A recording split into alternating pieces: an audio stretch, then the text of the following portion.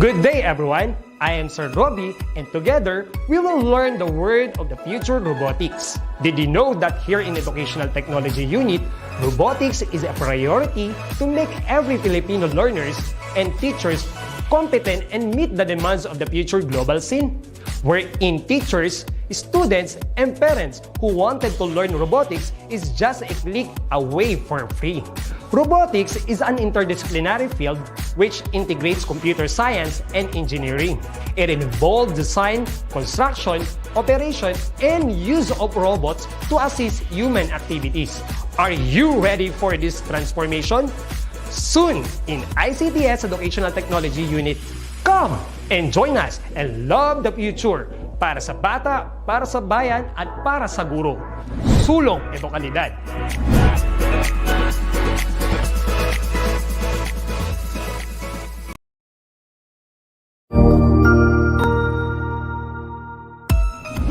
Mabuhay! Good day to all! I am your tutor Madge. Welcome to ETUlay, a free online tutorial, an initiative of the Department of Education, Information and Communications Technology Service, Educational Technology Unit, ICTS EdTech. This program is aimed at helping and assisting learners from kindergarten, senior high school, ALS, Alive, and SPED learners. Aside from answering the modules, the ETUlay is offering programs which you will surely look forward to. Together with our parents and teachers, the ETUlay will bridge the gaps where difficulty and ease meet in learning new knowledge and skills. So, let us prepare our module, pen and paper. Ready your mind to see and hear worthwhile and interesting lessons. Let us now study and learn, together with our volunteer online tutors. Tara na!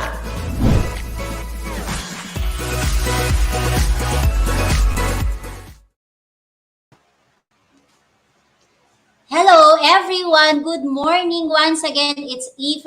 It's another Business Friday with you. I am your tutor Carmi. Magandang umaga po sa inyong lahat. Ako po ay talagang nagagalak sa mga oras na to dahil muli nagkasama-sama tayo upang mag-aral at mag-enjoy at matuto po sa pamamagitan po ng ETUlay. So, sobrang dami po na-overwhelm po ako because it's my 7th week here in ETUlay at sobrang promising po at enjoyable po ang experience na meron po ako sa inyo.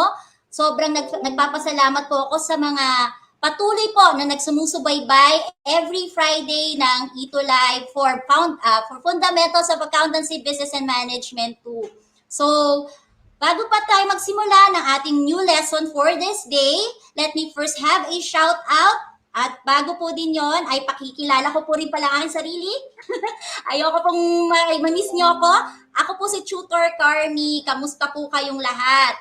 At syempre po, gusto ko rin pong pasalamatan ng mga sumusunod po na mga tao na patuloy pong sumusubaybay at lagi ko pong kasama dito. Sila Irvy Lemosnero, magandang umaga po. Rani Balanta, Catherine Santiago, Justin Fego, kamusta ka?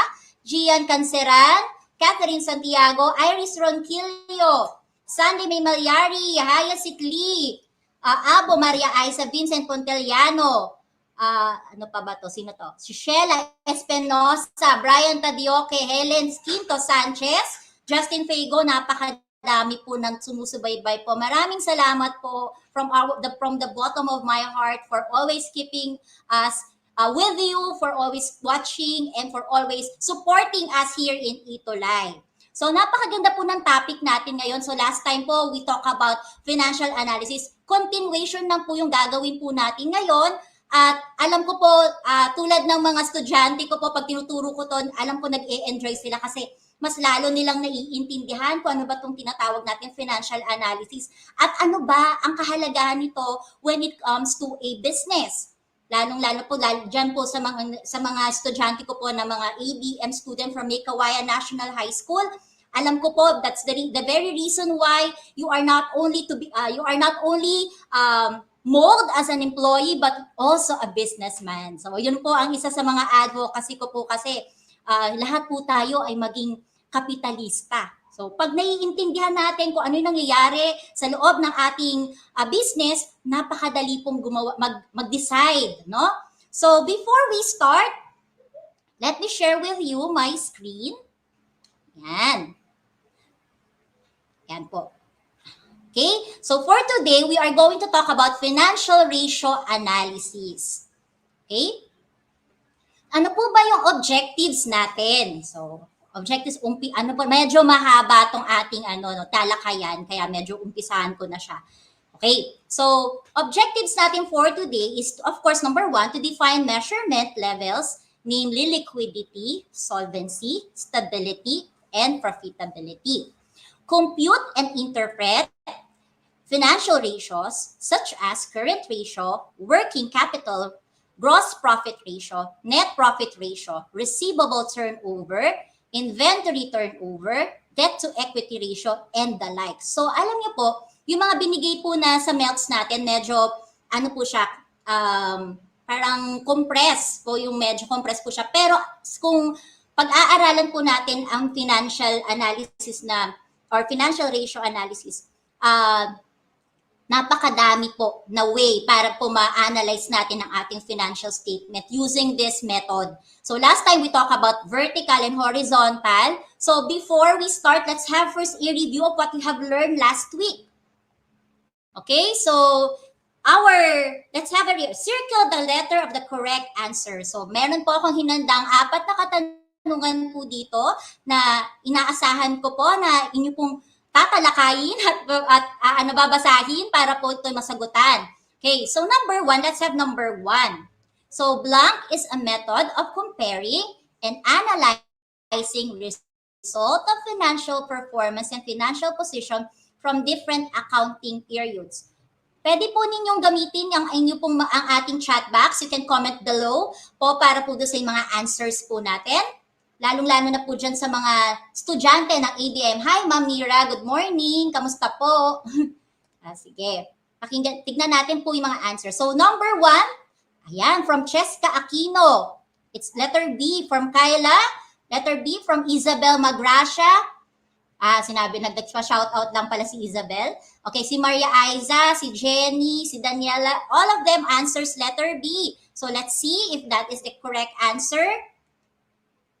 Very good. That is horizontal analysis. Very good. So let's have number 2, a method of analyzing financial results, expressing its financial statement, account, or element as a component of a base. Used for single time period is A, blank. A, vertical analysis. B, horizontal analysis. C, ratio analysis. What do you think is the answer? Yan, tignan natin ang sagot ni Justin. Sabi ni Justin, it's letter A. Justin Shea, Maricar, Donato Matutina, letter, tama ba? Tignan natin, kung letter B, Iris Ronquillo, A, Daphne, Jade, Ben Caleda, B.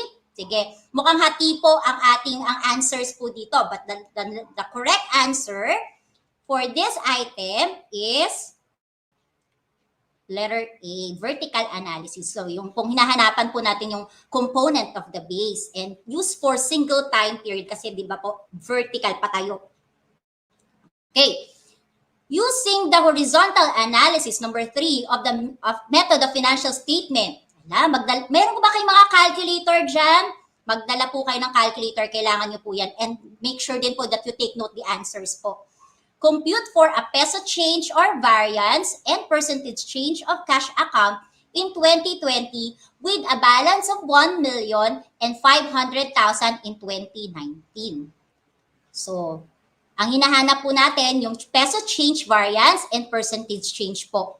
Using, of course, the horizontal analysis. What do you think is the answer? What is the answer?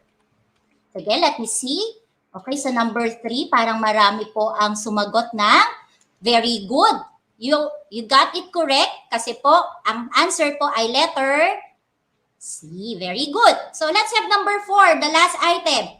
The total sales of Helen Quinto Santos merchandise is 500,000 and her cost of goods sold is 150 in 2020. Using the vertical analysis of the financial statement, compute how much is the cost of goods sold in every 1 peso of sales. What do you think is the answer? Is it 30 pesos, 30 centavos, or 3 pesos? A, 30, B, 30 cents, C, 3 pesos. Okay? Let me see the answers. O, maraming nag-answer na. Wow, very good. Magaling na. Alam na nila ang component of the base. Okay? So, in every 1 peso sale, 0.30 centavos po ang ating cost of goods sold. It represents the cost of goods sold. Okay? Very good. Since hindi ko pa napapakita yung answer, sinagot ko na. Yan. Yan, that is the answer, te. Very good. So mukhang handang-handa na talaga kayo sa financial analysis, ratio analysis, no? So let's define first, let's go back first to the definition of financial analysis para po ma-refresh din tayo. So financial analysis, what does it mean?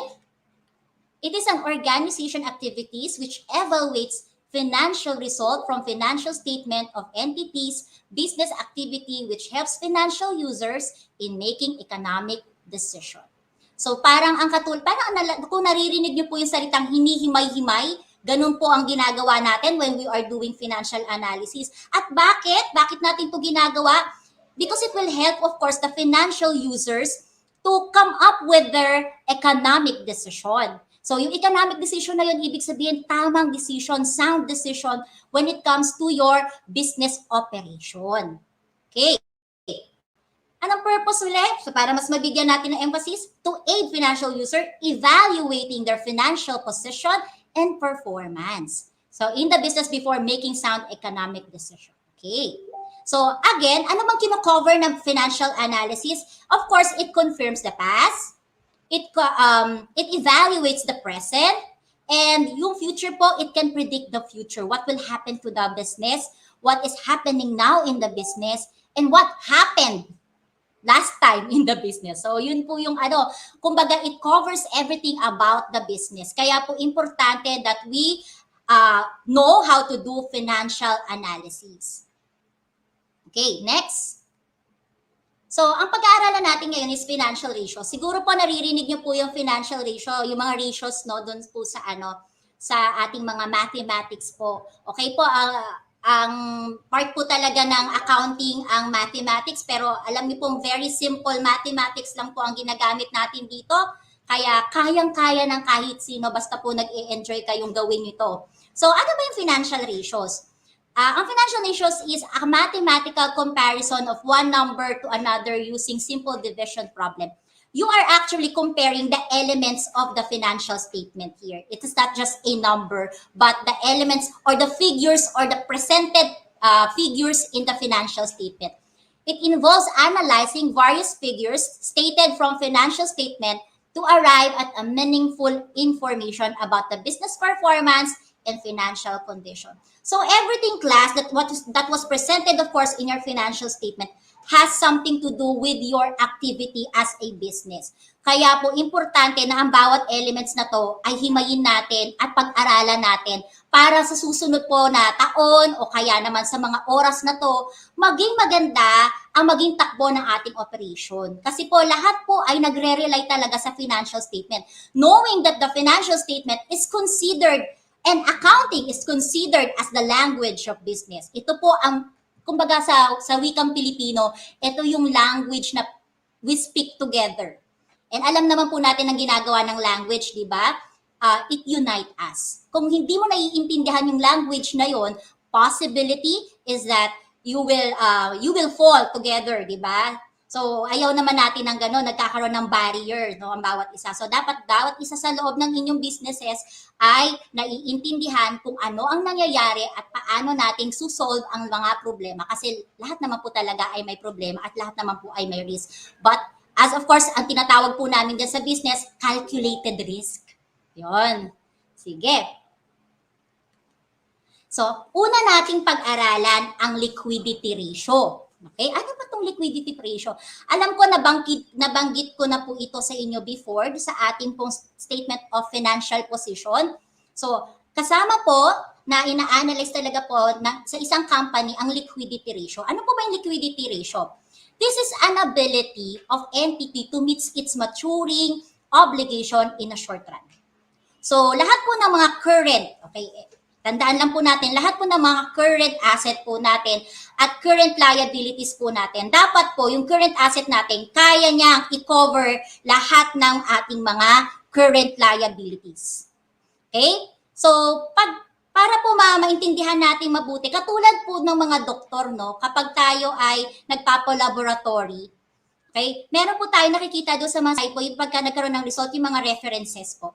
May ganun din po tayo sa accounting. Kasi it will help us, of course, understand ano po ba yung naging result ng ating computation. Kasi hindi lang po tayo kasi basta nagko-compute, but of course, we want, of course, to understand what is the meaning of that result. So we have a reference here. I put here a reference para mas madali nating maintindihan yung mga naging result ng ating computation. So for this liquidity ratio, basta po yung current ratio po, ang as result niya ay greater than 1. So ibig sabihin po nun, can pay its current liabilities by its current asset. Tandaan po ninyo yon. Para po i-take note of that, para po kapag gumawa kayo ng financial statement at nag-predict po kayo ng nag-project, di pala predict, mas maganda yung salita, or nag-forecast kayo ng financial statement nyo for your business.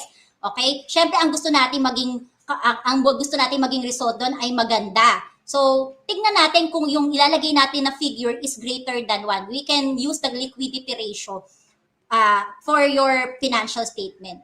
Then, yung current ratio po na equals to 1, syempre po, ibig sabihin nun, yung current asset po natin at yung pong current liabilities po natin ay equal lang. So, the current ratio that is, of course, less than 1 cannot pay current liabilities by its current asset. So, tandaan po natin yung mga references po natin as we compute. Now, I have here a sample of statement of financial position. So, again, ano yung question na ating pong sasagutan?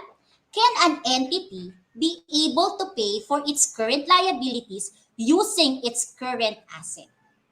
So ano ba yung mga importanteng elements ng ating statement of financial position ang ating kailangan or required? So of course, the total asset and of course,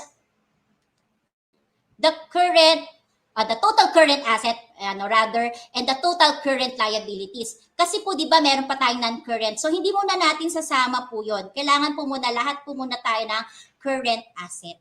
Tapos po yung total din po ng current liabilities ang ating pong aayusin or ating gagamitin, sorry. Ayan. Then that is for 2020. Then let's have the 2019. So yung ating pong total current asset is 765,000 at yung total current liabilities po natin for 2019 is 350. So nilagay ko na po diyan. You can solve with me. Pwede po ninyong mag-solve kung gusto po ninyo na mag-solve po. Ayan. So, current ratio ng 2020, what do you think is the answer? Okay. Ayan, habang nag-aano tayo. What do you think is the answer of the 2020 current ratio? Kung current asset divided by natin sa current liabilities, what is the answer? Okay. Okay. Let me reveal to you the answer or the current ratio for 2020. Sana pare-parehas tayo ng sagot. Yes, it's 2.52. Yan, nakikita na natin. Oy, mukhang maganda yung yung nakikita kong result, no? So, tingnan natin yung 2019 natin. So, kung parehas din ba sila, maganda rin kaya yung maging result nito? 765,000 divided by 350,000. Ilan kaya po? Ayan, sa mga sumagot po, maraming salamat. Mary Solvieto Villute. Ayan, siya yung unang-una ko nakitang sumagot. Okay? O, dali. So, kung nakagawa po ni Ma'am Villute yung kanyang tignan natin yung 2019. Okay? Sabi ni Miss Villute, mabilis talaga si Ma'am Villute. Aha, ilan? Very good, it's 2.18. So, nakita natin kung ano yung naging result. At kanina, going back, sabi natin pag more than or greater than 1, anong ibig sabihin? Okay, tingnan natin yun. So, yan na po yung naging result natin. Anong ibig sabihin na interpret na natin? Both 2020 and 2019 has a current ratio result that is more than 1, which means the entity is liquid. Wow, ibig sabihin ng liquid, marami kang available na cash. Marami kang pera. Meron kang pambayad ng mga utang mo sa mga oras na to.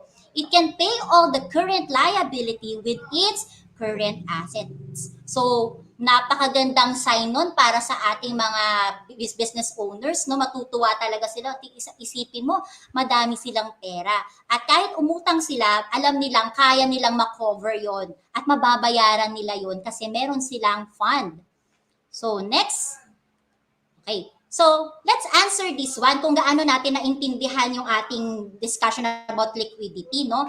Which of the following statement are correct regarding the current ratio of Santos merchandise? A, both current ratio of 2020 and 2019 are favorable. B, both current ratio of 2020 and 2019 are unfavorable. C, only 2020 current ratio is unfavorable. Then letter D, only 2019 is favorable. Ano po sa tingin ninyo ang tamang answer for this checking of your understanding? Ayan, mukhang ang dami nakakatuwa. Ang dami pong sumasagot. Maraming salamat po. Okay, tama po, no? Letter A. Both current ratio of 2020 and 2019 are favorable. Obviously, yan. Sige, thank you. Let's have now another liquidity ratio. Yung working capital po. So, pag sinabi natin working capital, ito po yung mga current assets din po natin and of course, our current liabilities. Pwede na po nating malaman kasi kung meron po tayong enough na working capital kapag alam na natin na liquid tayo. Pero kung saan po kayo mas komportable at mas gusto ninyong malaman, it's okay din po. So, ang working capital, ang pagkakaiba nila, kanina po dinivide natin yung current asset natin doon sa ating current liabilities. Sa working capital po, ang gagawin lang naman po natin, ima-minus. Wow, ang dali lang talaga ng accounting, no? Ima-minus lang natin. So, basta naiintindihan lang natin yung ating mga elements, napakadali pong gawin ng accounting. So, let's have now the current asset less the current liabilities. At yung reference po natin nandito. Take note of this. Positive result of working capital means that there is enough current asset to pay all the current liabilities. Thus, negative result, working capital, mean that the company will surely cannot meet some of their liabilities. O, ibig sabihin po nun, tignan na natin yung ating sample problem. Kung ano ang So, same na naman din po yung ating sample problem, no? Para at least. Now, the question to answer when you are looking at the working capital of your company or your business is the working capital of the business can pay off its current liabilities. It is the same with the current ratio, no? Pero magkaiba lang ng method ang kanilang way. So let's have here again ang ating mga elements na required ay total current asset at ang ating total current liabilities sa 2020. Ganon din po sa 2019, yung total current asset po natin at ang ating total current liabilities. So, let's have here, ili-less lang natin, minus po, 1,260,000, less po natin ang 500,000. How much? Okay, let's answer together. Yes, very good. It's 760,000. Tama yan. Kung kinalculator niyo po, it's okay. Wala naman pong problema sa accounting. Ganun po wala naman pong problema pagka gumagamit po tayo ng calculator. Lalo na po sa mga teachers po natin. Lahat po kami ay papagamitin talaga ng calculator pag business student po kayo. Then 765,000, i-less po natin yung 350 for the 2019 working capital. How much? Parehas po ba tayo na sagot? Okay, let's reveal the answer. That's 415,000. So, nakita po natin, ano po ba ang naging sagot? Is it positive or negative?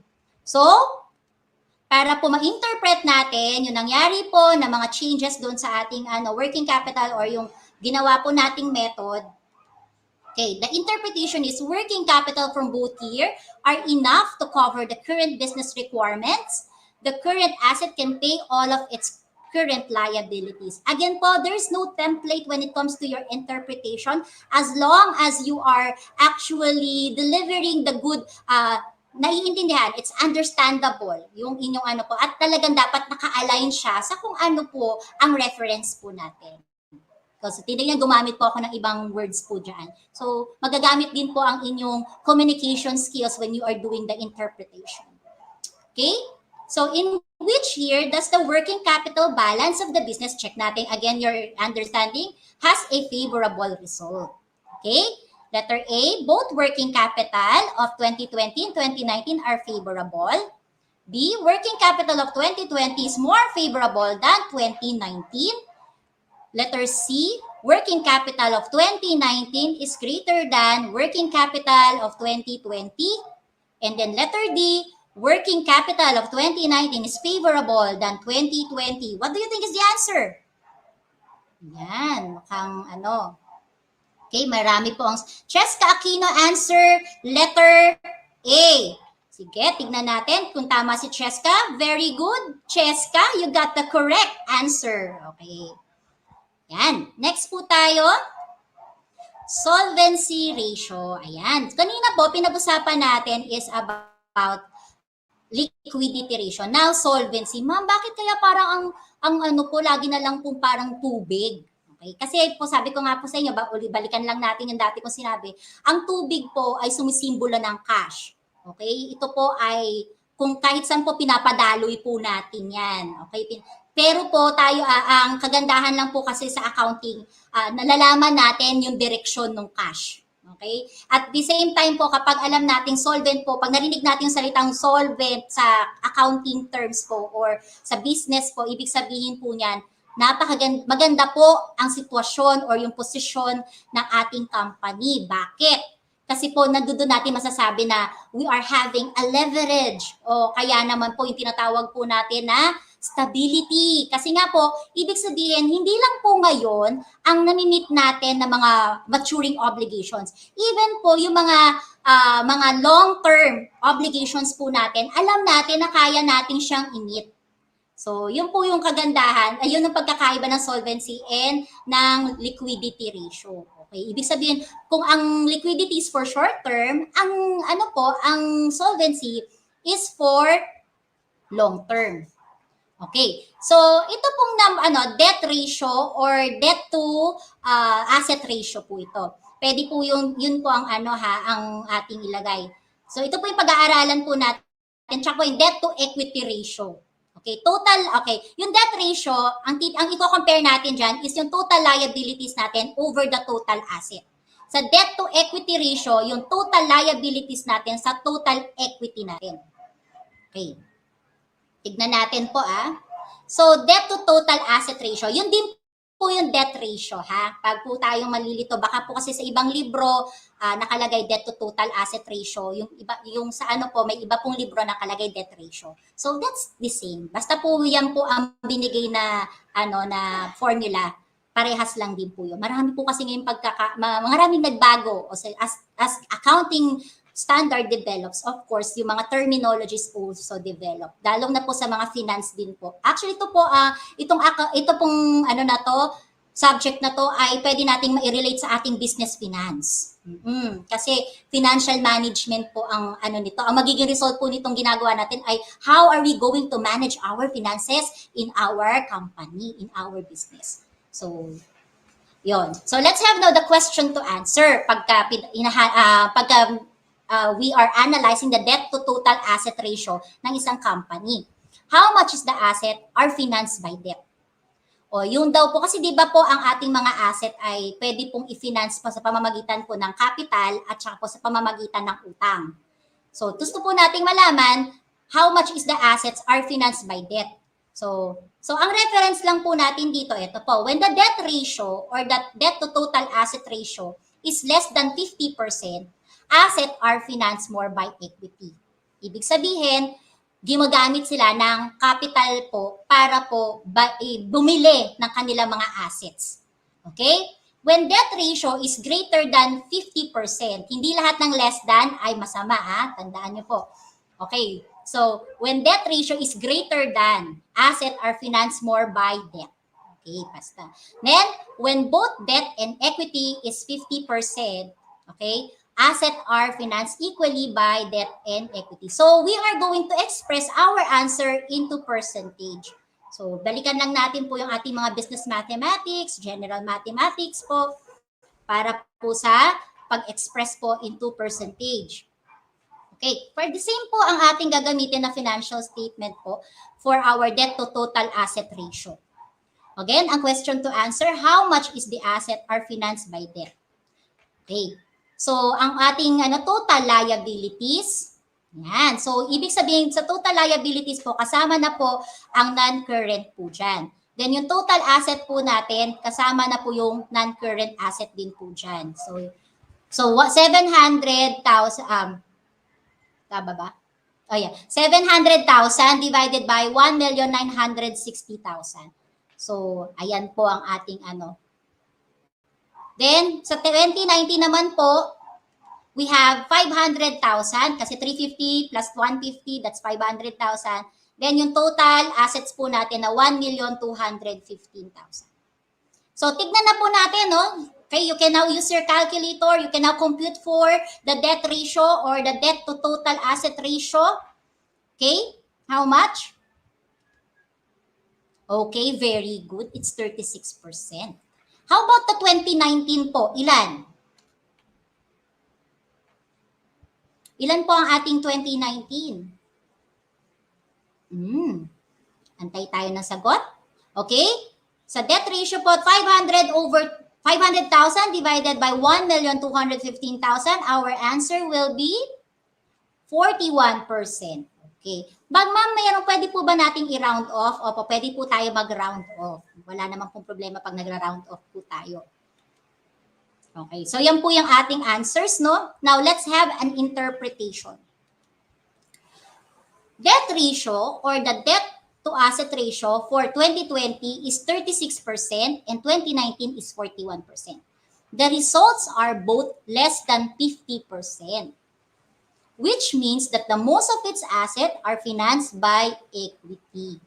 Tama po. So yun po yung ibig sabihin sa dahil po less than ang kanilang mga percentage po ng current liabilities nila over their asset, of course, is 50%, less than 50%. So ito po ay nagpapatunay na sila ang kanilang mga asset ay financed by equity.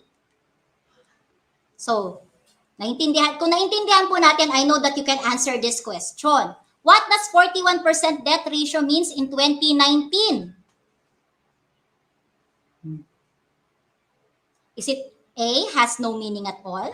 B, it means most of the acquired asset in 2019 is equity finance?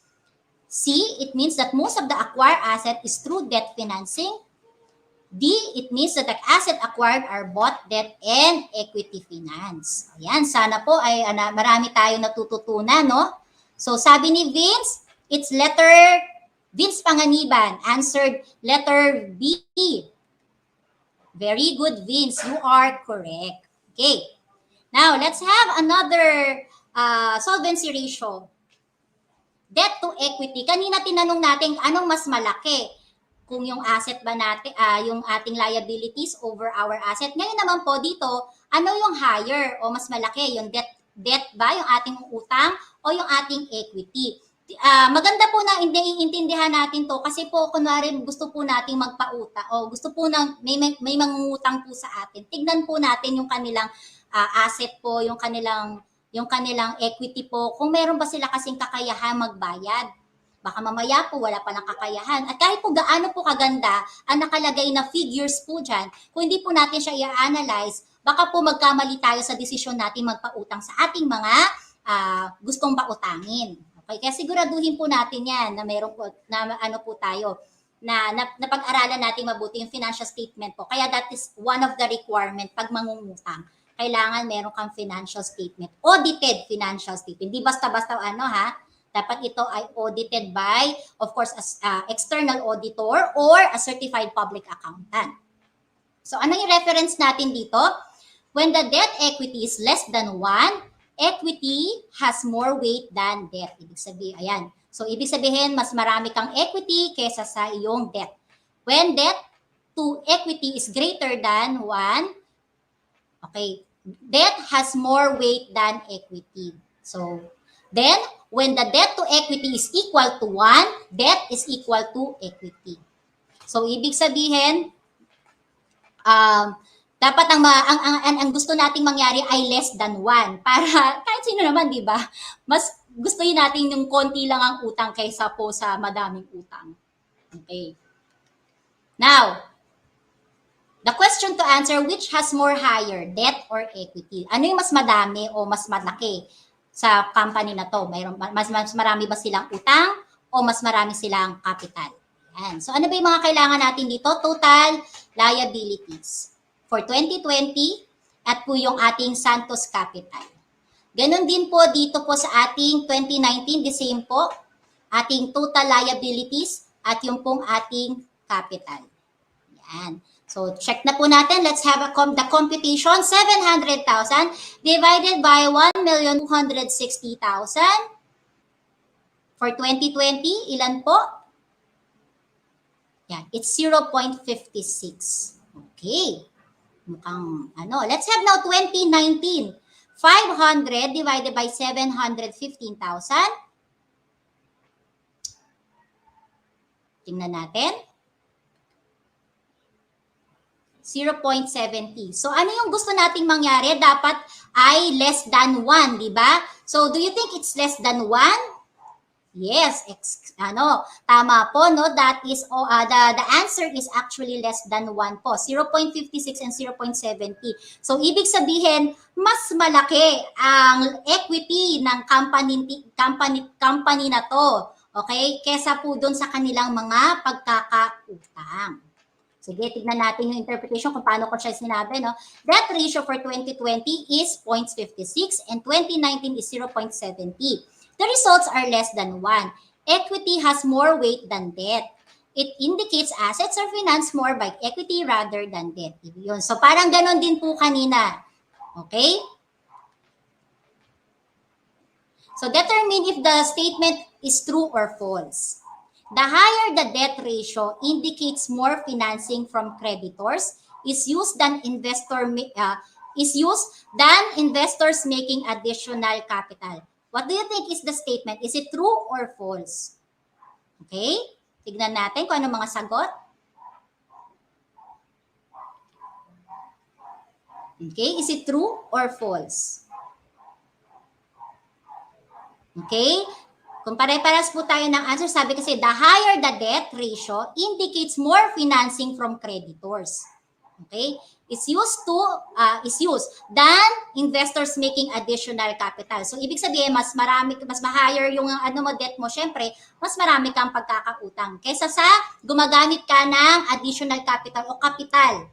Okay? So that is letter D. Tama. So thank you so much for sa mga sumusunod sa mga nag-a-answer who are actively answering our questions. Okay. Let's have now the efficiency ratio. Okay? Ano ba ibig sabihin ng efficiency ratio? It means, kasi po sa accounting, importante po ang oras. Ang oras ay isa sa pinangangalagaan ng accounting. No? Kaya nga po, mostly po, yung adjusting entries, yung mga ganyan, di ba? Meron tayo niyan. O kaya yung bank recon, all of that talks about timeliness. So, ganun din po dito sa ating yung timeliness is very important when it comes to the liquid assets po natin. So, ang liquidity and efficiency ratio po has of course a relationship with each other. So, ano ba efficiency ratio? Yeah, measures how well the business utilizes their asset in a period.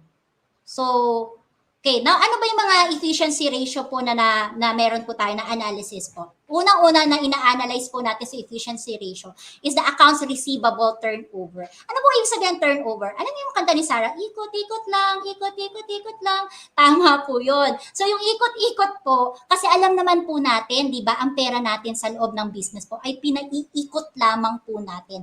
At siguro dapat po, by the time na kailangan na natin ng pera, dapat po lahat ng ating accounts receivable ay nakolekta na po natin.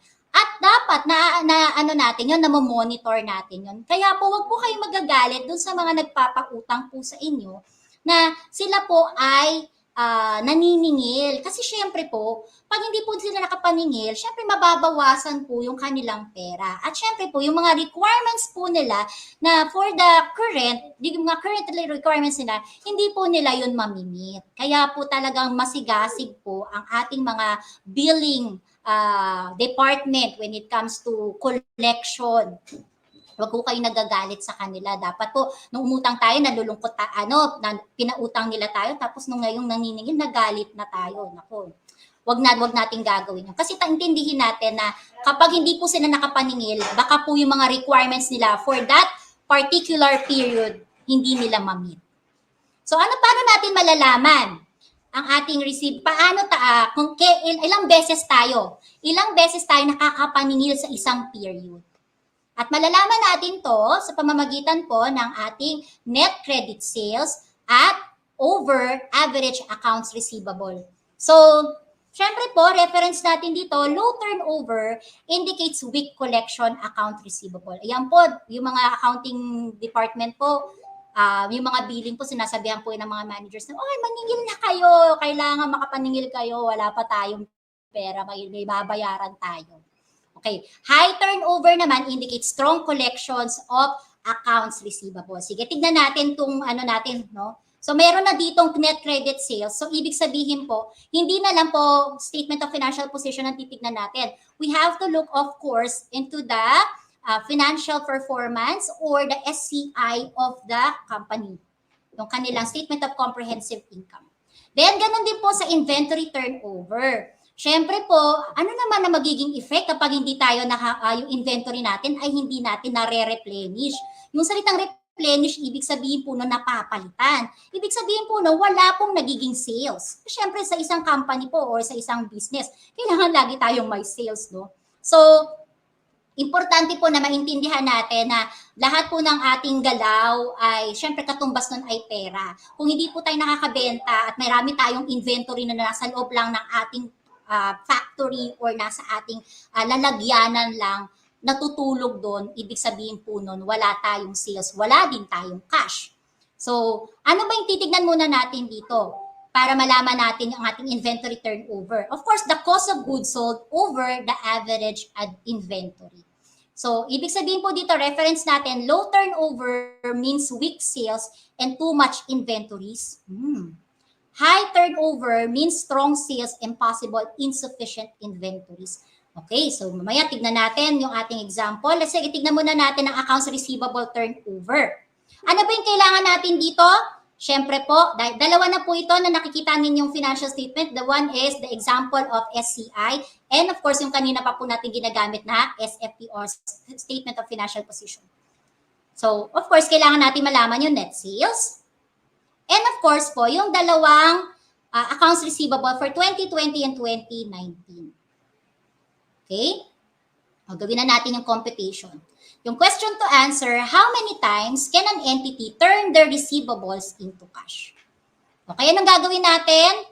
Okay, yung ating net credit sales over the average accounts receivable. Paano natin kukunin yung average accounts receivable? I-add lang po natin yung dalawang receivables natin from 2020 to 2019, okay? And then divided by 2. Okay? So, ang answer po natin dyan ay how much? Very good. Kung pare-pares po tayo ng answer, that is 30.43. Ibig sabihin, mga 30 times. Okay? 30 times po na nakakapaningil ang ating mga billing collection department. Okay? Medyo malaki yun. Magandang indikasyon yun na sa isang period pa, nakaka 30 times po sila nakakapaningil. Medyo mataas ang kanilang turnover.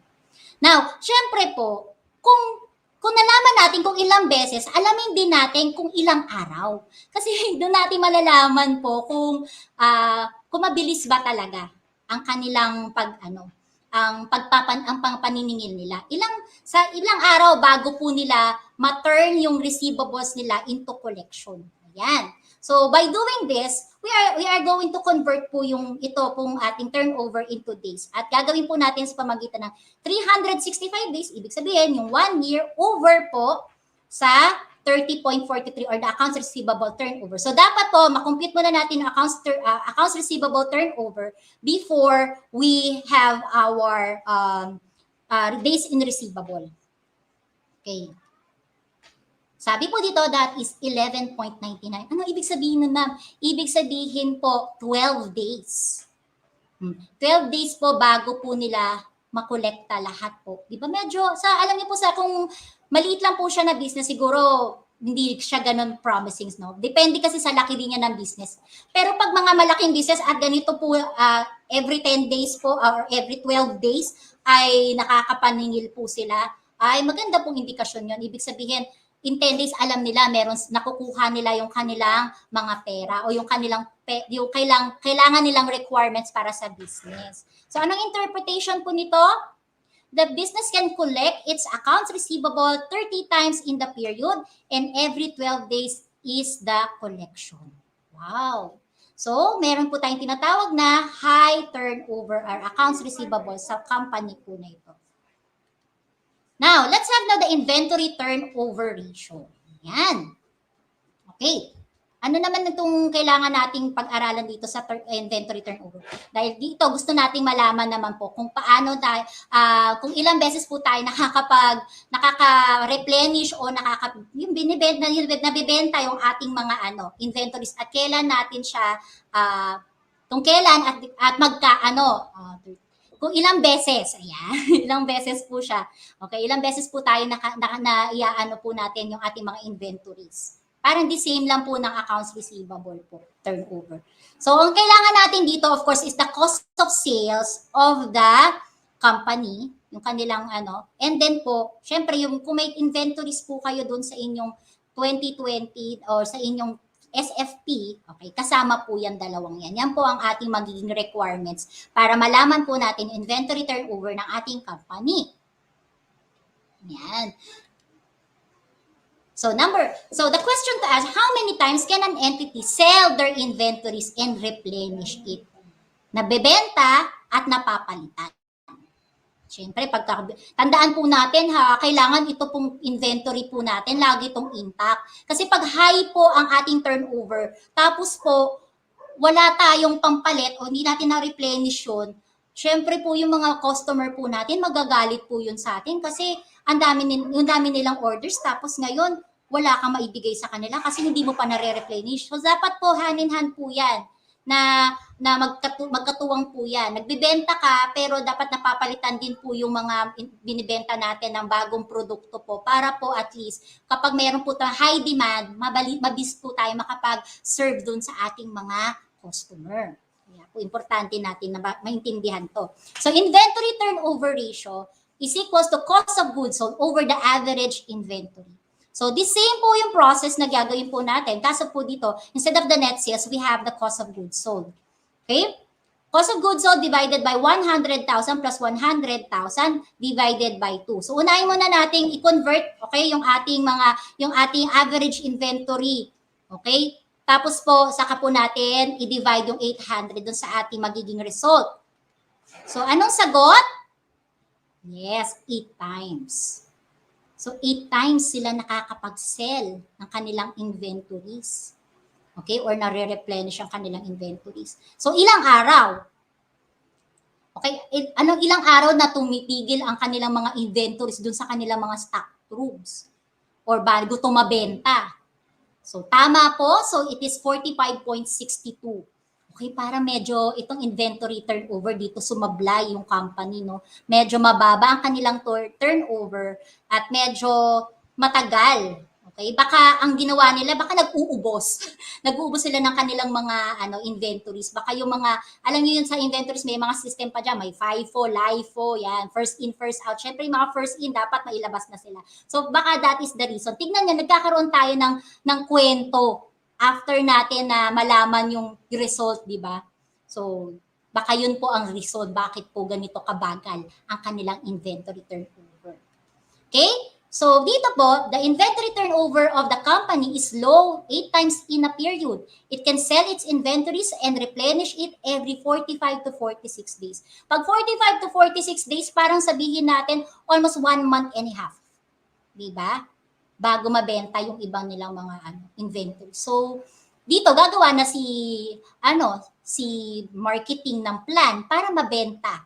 Kaya yan, gagawa sila ng mga strategies na nila para mabenta ang kanilang mga inventories. Yan, ito na pinakalas na ating ratio. Okay. Okay, medyo ano lang tayo mga anak ha, mag-extend tayo ng konti. Okay, profitability ratio. It measures how good does an entity generate income that is related to the revenue, operating cost, asset, and capital. Yung profitability, very important to sa mga investors. Bakit ako mag-i-invest sa isang company na wala naman akong kikitain, di ba? Ang pinaka-objective natin pag nagbi-business tayo, hindi po ako naniniwala kasi gusto ko lang makatulong. Part of it is gusto ko makatulong, pero gusto ko rin kumita. Okay? Gross profit ratio is equals to gross profit over net sales. Ang reference po natin dito, i-convert po natin siya into 1 peso sale. So, next po, na part ng profitability ratio, ito po yung what income was returned in the usage of equity to generate profit. Yan po ang ating return on equity. Pag ako naglagay ng investment ng aking kapital, magkano? Kaya, how much is the percentage of my investment? Importante. Ito, tinatanong to pag nagbi-business plan. Magkano magiging ko dyan? Ilang percentage? Tatanungin sa inyo ng mga pag nagbigay ka ng sales pitch, no, or ng business pitch. So, sa pag tinanong nila yun sa'yo, dapat sigurado ka na, 100% po, mababalik po sa inyo ang inyong kapital. Siyempre, we have to give them, of course, figures para to make them believe. Okay? So, ang reference natin dito, the higher the return is accepted, syempre. Now, let's have here the computation. So, dun muna tayo sa gross profit ratio. Anong kailangan natin dito? Of course, yung ating gross profit at ang ating sales. So, tignan natin. Magkano ang ating tinubo? Yan. Kasi yung gross profit is tubo eh. So, how much is the profit does the business makes after realizing cost of goods sold that were sold? Okay. So, gross profit ratio represent the amount of gross in every 1 peso sale.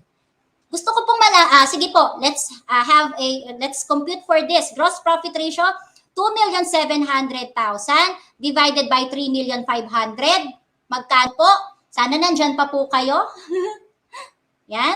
Sige, mamaya po lahat ng ko dahil Okay, ilan po? Yan. Ay, nakita ko yung sagot. May nakita ko, sige.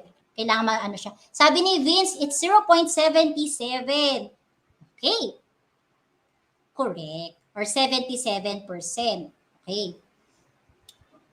Then, almost 77. Ibig sabihin po, ang interpretation niya, almost 77 of profit that business makes after considering its cost of goods sold. So, almost 77% po yung tubo, diba, ng kanyang business o ng kanyang produkto. So, anong interpretation natin? Sabi natin, kailangan daw natin i-convert ito into what? Into peso. How much is the every peso, 1 peso of sales is the gross profit? Okay? Is it A, 0.77, B, 0.77 cent, okay? Tapos 70 pesos and 700 pesos. Okay, very good. Mukhang, yes. Thank you, Ma'am Carol, for asking. Naku, si Ma'am Carol pa yung nag-a-answer. Good afternoon, Ma'am. Okay, so it is letter B. So, in every 1 peso sales po, 0.77 cents po ang representation po nun yung gross profit po natin. Yan. How about po yung return on equity? Ito. Siyempre po, tignan po natin paano natin malalaman na meron tayong magiging magandang return sa ating investment. Okay. Okay, let's have first the net income and then of course yung ating total capital for 2020. Ito kasi magbibigay sa atin ng dahilan para mag-invest sa business na to. Okay? Para po, hindi lang po tayo utang ng utang, para hindi tayo nag-debt financing, ganyan. Gusto natin magkaroon tayo ng additional capital. Pakatulong din tayo sa iba kasi kumita sila sa atin, di ba?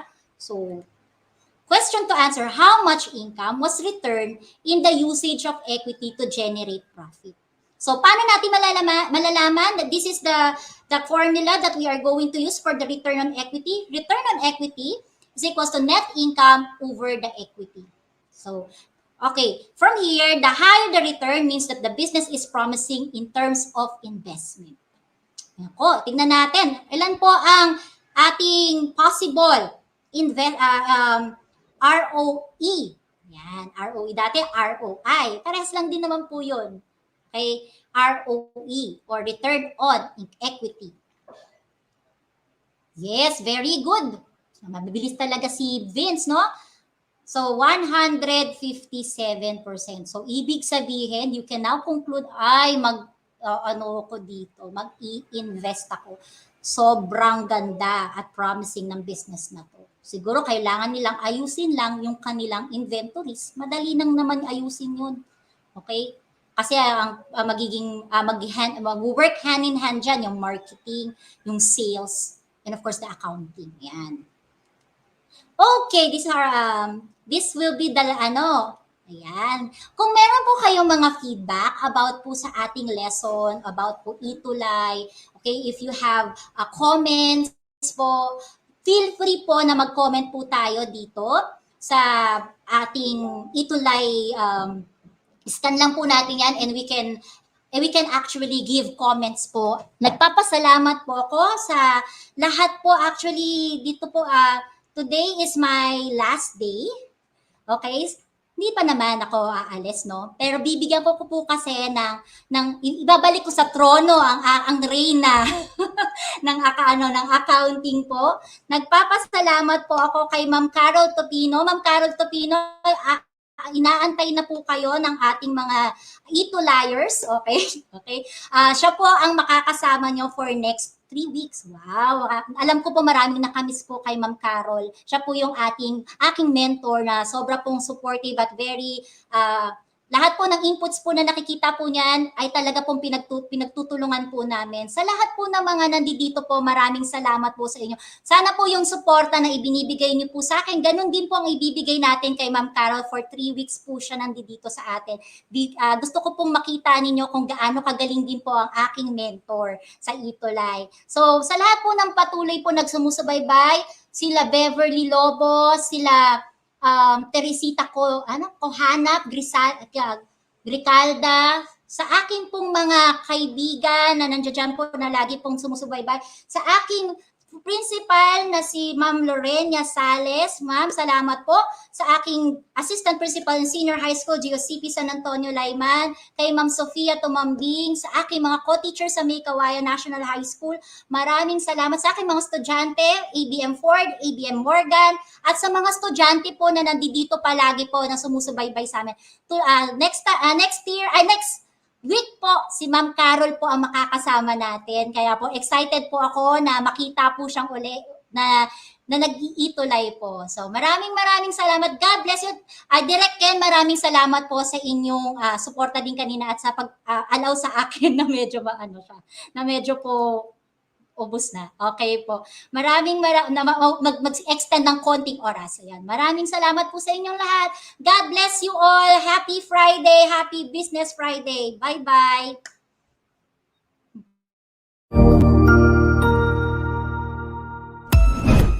Ang husay naman!